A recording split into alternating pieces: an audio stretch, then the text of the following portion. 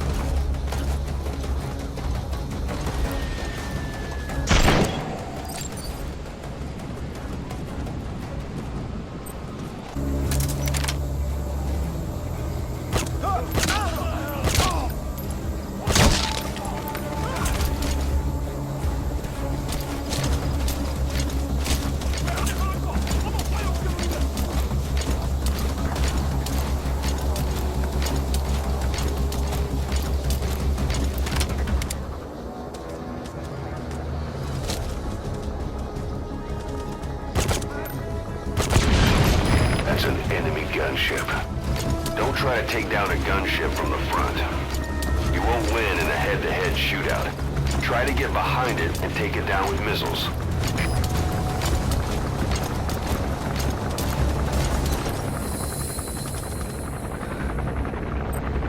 Stay.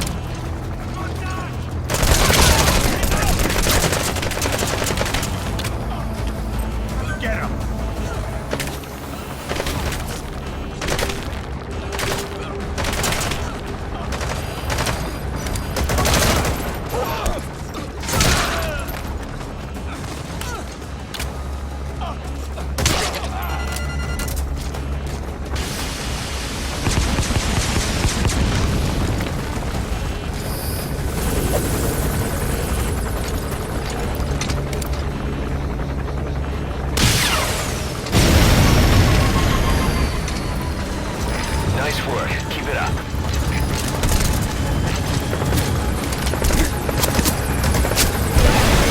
Completed the objective. Now get out of there.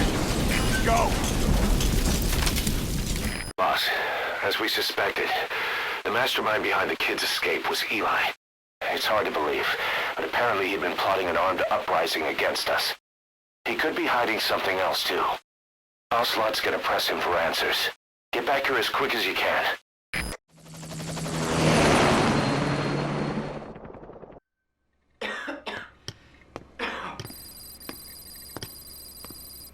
Where is he? I told you. Your father's not here. They're back. Yes, they're back. But don't get any bright ideas. The quarters are under full surveillance. Your weapons privileges have been suspended. No more uprisings for you. Did you really think it would be that easy, Commander?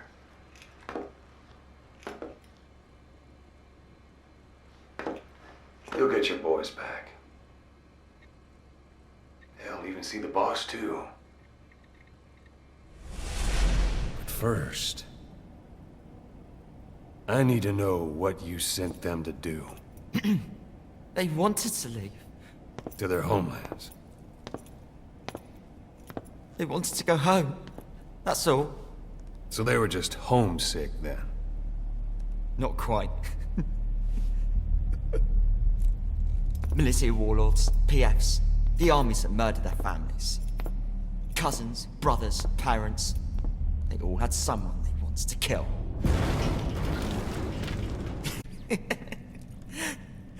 I told them, last chance to face the world with no regrets. Last chance? You better be ready for your drag back here. Ready to face the world as enemies.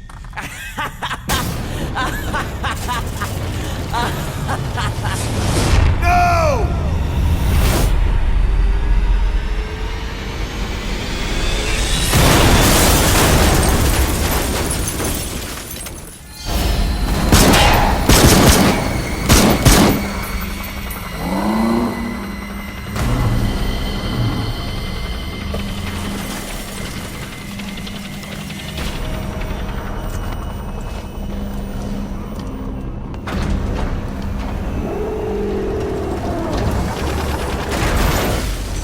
I'm not like you! Goodbye, Father. I don't need you anymore.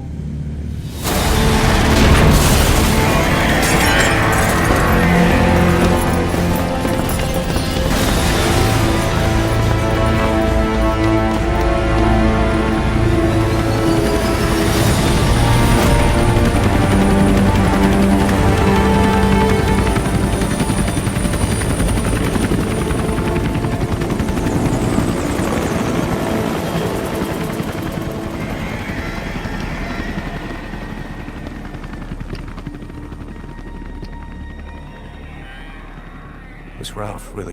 Or did Eli just rig it to stir up the boys? Either way, he had to have been planning for this all along. Bidding farewell to the world.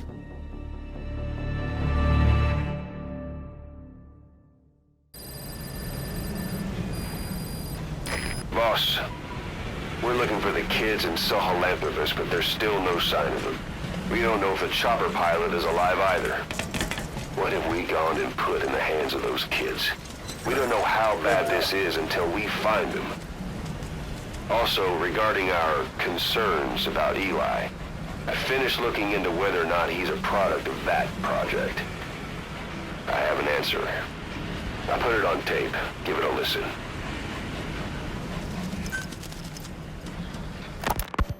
The kids you brought back to base have laid out the situation. They all escaped to each of their home villages, or were trying to get home, and lost their way. Not that homesickness is gonna explain everything we've seen. Each of their home villages? They were trying to raise troops for the rebellion. You really think these kids have an armed uprising in them? You read the report of the security team member who had a rock thrown at him. There'll be a riot if we don't do something. And Miller, this is because you didn't act fast enough. Fine. I'll admit you were right this time. Seal off the kids' quarters from outside contact before it's too late. All right. Eli said his rebellion would start when the last kid is brought back, right? You better be ready to meet him head on if it really happens. Yeah. You should have left it to me in the first place.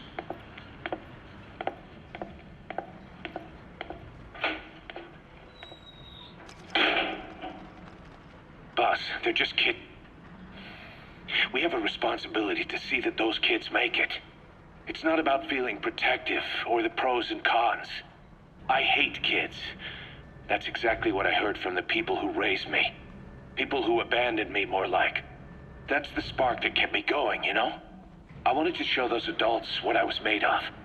Wanted to get back at them one day. But before I knew it, I was all grown up. Never saw it coming. All of a sudden, people treated me as an adult. Some adult I turned out to be.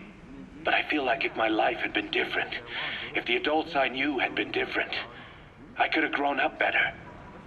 Yeah, that's it, all right. I wanted to use those kids to test that theory. That's all this was. From their point of view, I'm no different from the assholes who gave me a hard time.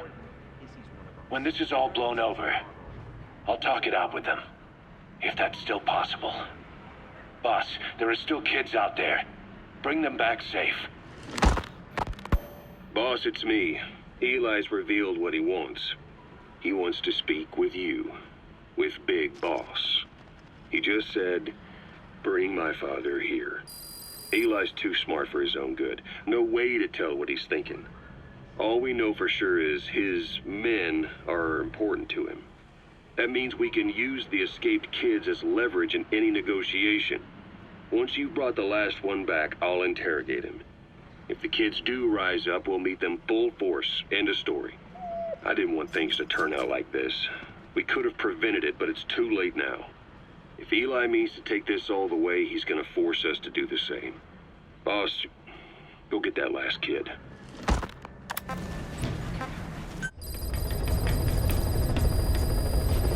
About Eli hijacking Sahelanthropus. We know how he got it moving. It was to use the kids in the staff living quarters to carry out his repairs. We got the details on tape. You're gonna want to hear this.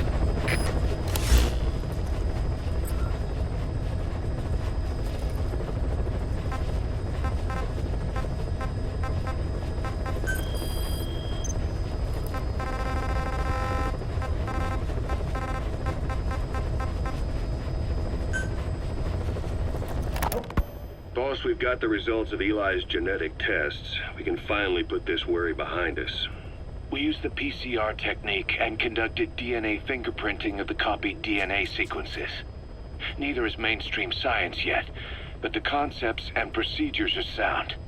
Both tests say there is 0% chance that the two of you are blood relatives, meaning the results are negative. He's not your son, nor is he your clone. He's just another person. It was 12 years ago that Zero made plans to clone you. Eli's age and appearance certainly are a good fit. I admit the first time I saw him I did a double take, but it looks like we were worried for nothing. Eli isn't your clone, though you might still have one somewhere out there. But if Eli isn't the boss's clone, why does he seem so obsessed with him? Not to mention having one hell of an attitude for his age. I don't know. Learning the truth about himself, cursing the fact he's a clone, bearing a grudge against selfish adults, and coming to hate who he was cloned from. Big Boss. If that were really the case, I could understand it. I might even feel a bit sorry for him. But no clone could have a totally different DNA fingerprint. And the test left no room for error. You yourself were there when we drew Eli's blood sample. Come to think of it, when we went to OKB-0, he'd snuck onto a chopper and was there. Yeah. He was acting strange even then. Or actually from a little before that time. That was exactly when we began these tests. Maybe he suspected something when we drew the sample, not knowing what we were doing to him, and becoming mistrustful of us. Hard to say. Eli's had an attitude problem from day one. So what is he then? Well, if he's gonna tell us that himself, we'll need to get him to open up more first.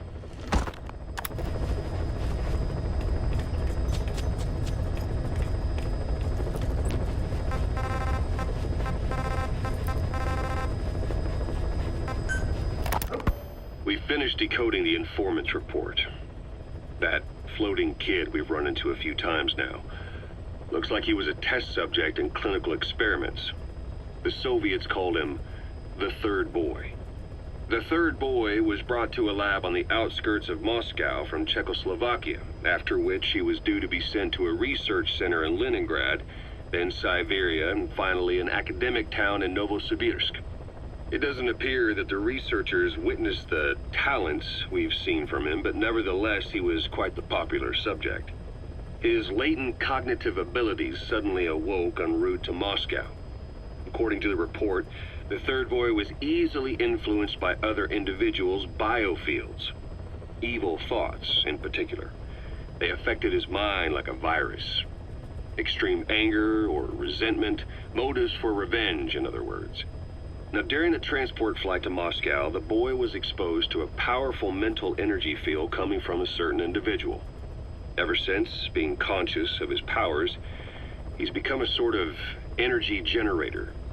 What's unique about him is the way his acute telepathic abilities get taken over by another person's will.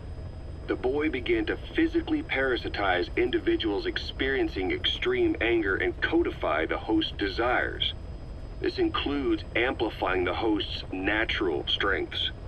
Or, in accordance with the host's desires, he can also implant program code in another individual, making them a puppet, essentially. Human neural synapses transmit weak electrical currents between neurons. These electrical currents, though at a level difficult to observe, warp the magnetic field outside the body. The third boy is able to pick up these weak fluctuations. Contrary to psychotronics, which involves controlling the human mind, his abilities as a receptor are too high. The emotions he picks up from another individual are amplified and unleashed into his body as they recur in his brain. They turn into microwaves, which then affect the physical world, triggering paranormal phenomena like the spontaneous combustion of organic matter or psychokinesis, moving an object without touching it. There's one other thing. While he's parasitizing a host, the boy's ego gets shut away, allowing the will of the host to take control of his powers, like some annoying static drowning out your own voice. That means he isn't responsible for what's been happening. Somebody's extreme anger has manifested through the third boy's powers in ways none of us could have predicted, which would mean this was going on somewhere around us. Looking back on it, a lot of things make sense now. The man on fire, Sahelanthropus, they both came to life thanks to the third boy's powers. Everything has been happening through him as a catalyst. We first saw him in the hospital on Cyprus. The boy parasitizing the man on fire's desire for revenge gave him his new abilities in return. He next appeared at the Hamid Fighters Fort where the honeybee was hidden. There, the boy parasitized Skullface's vengeful mind. He controlled Sahelanthropus, making it do whatever Skullface wanted. Same goes for when we extracted Emmerich onto the chopper. When he appeared at the Devil's House in Central Africa, Skullface's will controlled the man on fire via the third boy's powers. Everything is clear up to this point. But even the informant couldn't pinpoint who the host was in the cave within Serac power plant. Sahelanthropus suddenly became active, then crushed not only the man on fire, but Skullface as well. Surely neither of them could have been the host. Who else was at that location and bore anger more extreme than either of them? Whose will was controlling Sahelanthropus? According to the report, emotions transmitted in children's brains affect the surrounding magnetic field more strongly. Cerebral nerves are covered with insulation called myelin sheaths to increase impulse speed. The reason for this leakage has to do with the fact that children's myelin sheaths are still developing. So, how many children do you remember being there? Children with a burning desire for revenge and bearing a grudge against you. I can think of only one. Eli. We don't know what kind of life he's had, but the resentment he's shown toward adults is nothing short of extraordinary. The third boy resonated with Eli's mind. And that means Eli bore the strongest animosity of all individuals within the boy's reception range, estimated to be a 3-mile radius, beating out even Volgan and Skullface. The third boy has probably remained hooked on Eli's anger since. You remember at the Devil's House, the third boy showed an interest in Shabani? That must have been his ego making a rare appearance. He may possess abilities far beyond anyone else in the world, but he's still a kid. Maybe them both being kids was enough to bring them together. And if so, maybe with Eli, he isn't feeding off him, but acting in symbiosis with him. So what kickstarted the third boy's powers? If we look at the location and time that his plane went down, we can make a pretty good guess. When the plane experienced the first anomaly, it gave an accurate report of its position to a control tower, due north of the Black Sea, 125 miles east of Kiev. Dead south on the Black Sea is Cyprus's Green Line. So the plane's position was directly north of the hospital where you'd been asleep for 9 years.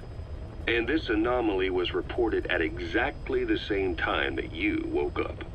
The plane was enveloped in flame from the inside out. The fuselage burnt to ashes. There were no survivors, at least not publicly admitted. Your thoughts formed a synchronicity with the boy's psyche and were amplified inside his brain. That would have been more than enough to trigger his abilities. Your rage was like a big bang in his head, blowing the lid off his powers. The boy was then secretly moved to the lab outside of Moscow where Volgin was comatose. There, Volgin's thoughts resonated with the boy and he was awakened. Volgin became the man on fire, hell-bent on getting revenge on you. His instincts led him straight to you. Skullface knew Volgin from Operation Snake Eater, or perhaps from even before.